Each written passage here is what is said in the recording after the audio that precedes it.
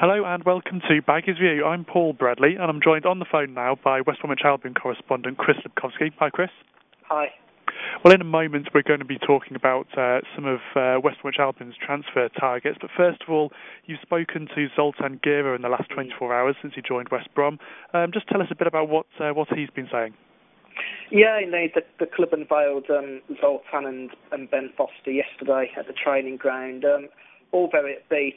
Zoltan was interesting. He's actually targeting the Norwich game for his return from injury. He's got a 3-match ban anyway, so he'll be ruled out for the first 2 league games and a Carling Cup game. So the first game back after the international break is when we'll see him. He's doing well from his injury. He expects to be fit soon. And, you know, he spoke with a lot of passion and emotion about coming back to West Brom. He signed a 2 + 1 year deal, but he made it clear that he'd like to see out his contract, see out his career at the Hawthorns actually, and maybe even stay for 5 years. He spoke about we should take him up to about 37. So, it was good to see Zoltan back. He's a good character. He's always been very popular within the corridors of the training ground and the Hawthorns and among the fans too. So it's good move from Albion's point of view. And you mentioned Ben Foster there as well. What was the impression you got of him from speaking to him and kind of how he's looking forward to his career at West Brom? Well, Ben spoke with a heavy heart really about the situation at Birmingham first and foremost. But I guess when you've been part of a relegation, it's easy to forget that the players do hurt as well. And he's come out of a club that's in a lot of trouble. And he spoke with a lot of sadness about the way things have turned out at St Andrews. But, you know, he's very optimistic about making success of his time at the Hawthorns. He's very keen to play for Roy and very keen to play for a club that's making progress on and off the pitch. And I feel that he sees this as the opportunity to continue developing his career, really. And he spoke with a lot of interest about his sort of England career and why he opted out of that. And, you know, it's easy to be critical of players who turn their back on their country, if you like. But, you know, as somebody who's got a young family as he has, he spoke of the sort of dilemma of being sat on the England bench during tournaments and during the summer when he could be spending time with his family. And I get the impression from Ben that he's very much a private person. He doesn't court the celebrity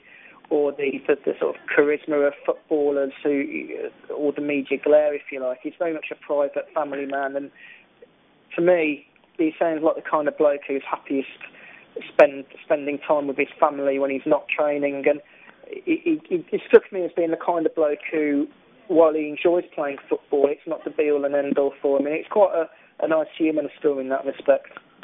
And it looks like he's going to get some competition for that number 1 jersey, and West Brom are going to go from a position of possibly of weakness in the goalkeeper area to it could be a real position of strength. Well, Chris Kirkland is somebody that they're quite keen on. There was a lad at Huddersfield, Alex Smithies, who was one who was mentioned, but I believe that they're looking for more sort of lower price option, and Chris Kirkland fits the bill. He's effectively a free transfer, but I think Wigan will release him from that contract. His third choice there. He knows the club, of course. He played for the club in 2005, 2006, and we all know that he's had a lot of problems with his injuries. He's had back problems, and I mean, remembering Kirkland playing for Wigan, I think it's the only time I've seen a Premier League club actually run with 2 goalkeepers on the bench because there were so many doubts about his injuries. But we have to remember, and we've mentioned this before when we've talked about Hargreaves, that West Brom do have a very good medical department, one of the best in the country. They've recruited people in from Chelsea and from elsewhere to make it that good. And it's something that when you run with a small squad that you have to take into consideration. And looking at it from Chris's point of view, if these talks do go to plan, and they're certainly going to plan at the moment, then he'll be joining a club that can effectively maybe sort out some of the problems he's had in the past with his injuries. And of course, he's a good goalkeeper as it is. You know, he's very talented. I always felt that of the last 10 years, he was probably the one goalkeeper who really could have progressed and gone on to play for England many times had he kept his fitness. And it's a shame in a way that he never reached those heights, but he'd certainly be a good signing for West Brom if it does indeed work out. And just briefly before you go, Chris, what's the latest on Shane Long and even Owen Hargreaves? Well, Owen Hargreaves hasn't actually met Albion officials yet. Funnily enough, his Wikipedia page was updated with him already being a West Brom player, but that isn't the case. He isn't at the moment. He's yet to meet Dan Ashworth for those talks.